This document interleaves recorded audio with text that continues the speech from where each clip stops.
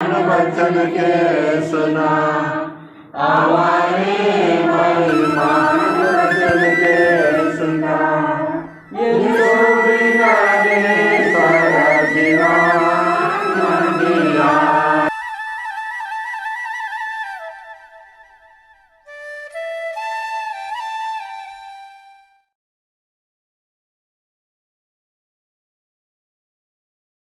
ख्रिस्त विश्वासी मेरे प्रिय भाइयों और बहनों, आज के इस भाग में हम लोग नया नियम में जो चिट्ठी है जिसको हम लोग कैथोलिक एपिसल्स कहते हैं, उसका दूसरा चिट्ठी जो लिखा हुआ है संत पेत्रुस द्वारा, उसके आधार में हम लोग कुछ शिक्षा सुनेंगे।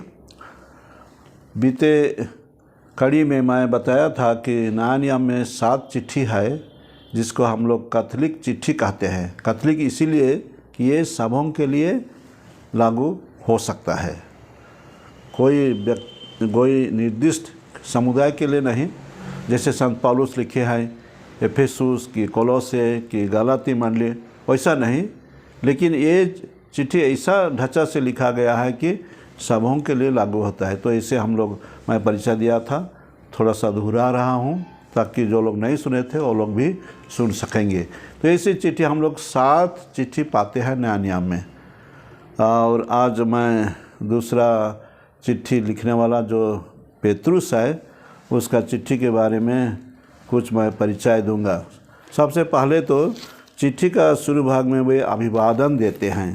जैसे हम लोग यहाँ सुनते हैं, संत पेत्रुस का पहला चिट्ठी में लिखते हैं, ईसा मसीह के प्रेरित पेत्रुस का यह पत्र ईश्वर के उन बिखरे हुए कृपा पात्रों के नाम में, ऐसे कह के वे अलग अलग जगह में जो रहते हैं उनको लिखे हैं, जो पोंतुस, गलातिया, एशिया, ऐसे जगह में जो रहते हैं। खैर हम उतना विस्तृत रूप से नहीं जा रहे हैं, लेकिन हम लोग पाते हैं इस चिट्ठी का शुरू भाग में अभिवादन है और बीच में विषय वस्तु लेकर वे शिक्षा दिए हैं, और आखिरी भाग में हम लोग पाते हैं उनका कहेंगे उपसंहार कहते हैं हिंदी में, और इससे वे अपना सोच विचार को अंत करते हैं। जैसे हम लोग यहाँ पाते हैं, मैंने आप लोगों को ढाढ़स बांधने के लिए यह संक्षिप्त पत्र सिलवानुस से लिखवाया, जिनको मैं अपना विश्वसनीय भाई मानता हूँ। ऐसे लिखते हैं और कहते हैं आखिरी में, प्रेम के चुंबन से एक दूसरे का अभिवादन करें। मसीह के सच्चे भक्तों, आप सबों को शांति। तो इसे कह के वे अभिवादन करते हैं आखिरी तरफ भी, और वे कंक्लूजन चाहे उसको अंत करते हैं।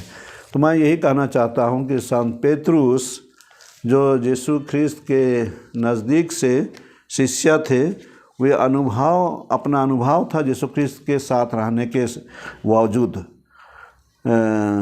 इसलिए वे ख्रिस्तिया भाई बहनों को वे कहेंगे दिलासा देते हैं, चाहे उनको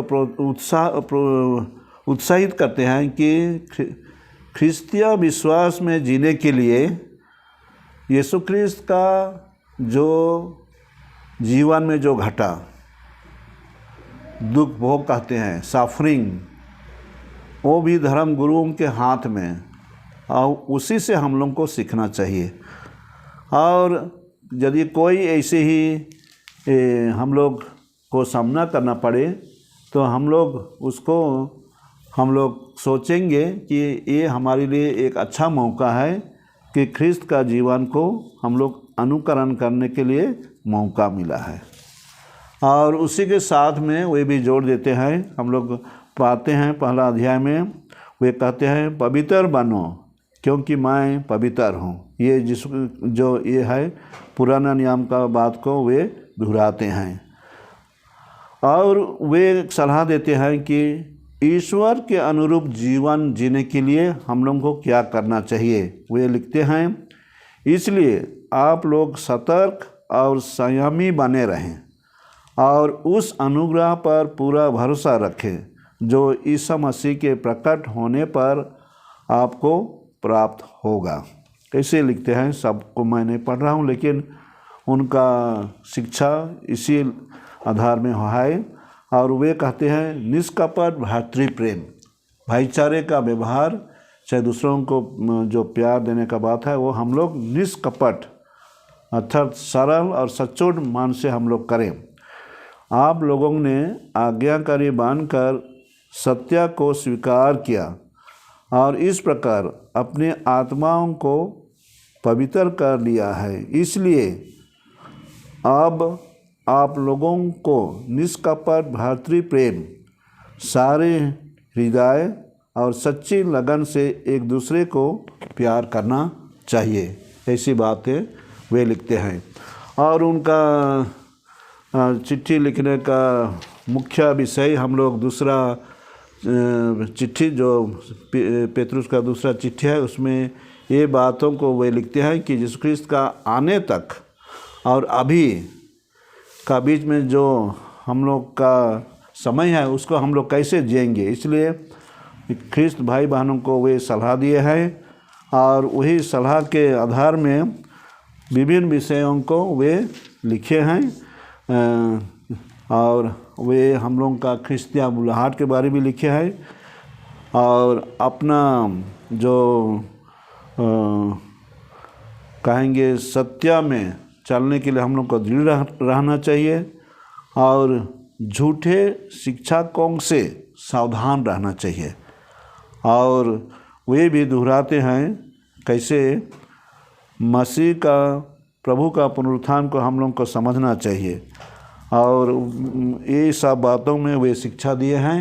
तो मैं आप लोगों को यही कहूँगा कि ये परिचय भाग को चाहे परिचय हिसाब से हम लोग पुस्तक को पढ़ेंगे तो ये पुराना नियम से काफ़ी सहज है, कारण कि पुराना नियम का बैकग्राउंड चाहे उसका लिखने का समय बहुत ही पुराना है, इसलिए अलग ढांचा से है। लेकिन नया नियम का भाग में जो पाते हैं चिट्ठी चाहे जो लिखा हुआ है ये सहज है। इसलिए मैं आप लोग से आग्रह करूँगा कि आप लोग शुरू से धीरे धीरे चैप्टर वाइज, और अभी तो बाइबल में छोटा छोटा सब टाइटल दिया गया है, उस सब को पढ़ते हुए विषय के आधार में मनन चिंतन करते हुए हम लोग आगे पढ़ेंगे तो हम लोग इसको समझ सकेंगे।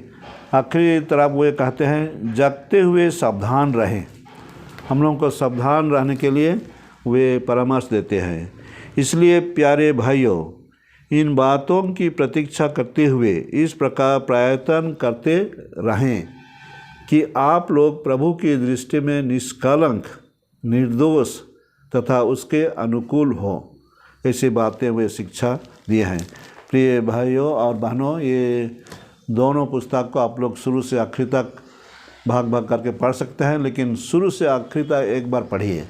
मैं एक बाइबल शिक्षक जो सारी दुनिया में प्रसिद्ध है, डेविड पॉसन, उसके से मैं सीखा हूँ, उससे भी मैं कुछ ऐसी बातें सीखा। तो उसमें वे कहते हैं बार बार कि एक पुस्तक हम लोग को शुरू से आखिर तक पढ़ने से हम लोग उस पुस्तक के बारे में, विषय वस्तु के बारे में हम लोग अच्छी तरह से समझ सकेंगे।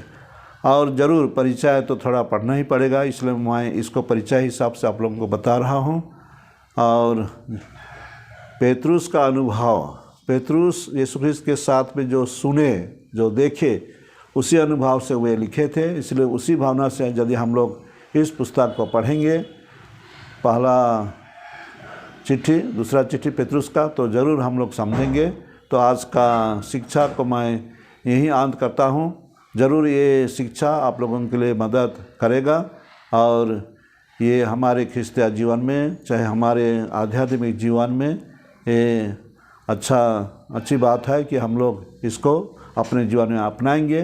प्रभु का वचन को हम लोग धीरे धीरे हम लोग ऐसा पढ़ेंगे और मनन चिंतन करेंगे कि हमारे ये जीवन का एक भाग हो जाएगा, चाहे हम लोग का अंश हो जाएगा और हम लोग इसको पढ़ने के लिए रुचि बढ़ते जाएगा। तो आप लोगों को शुभकामना देता हूँ।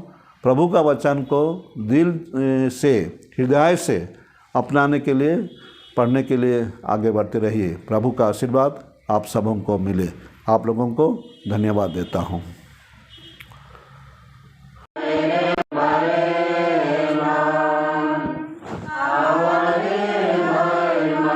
वचन के सुना आवाज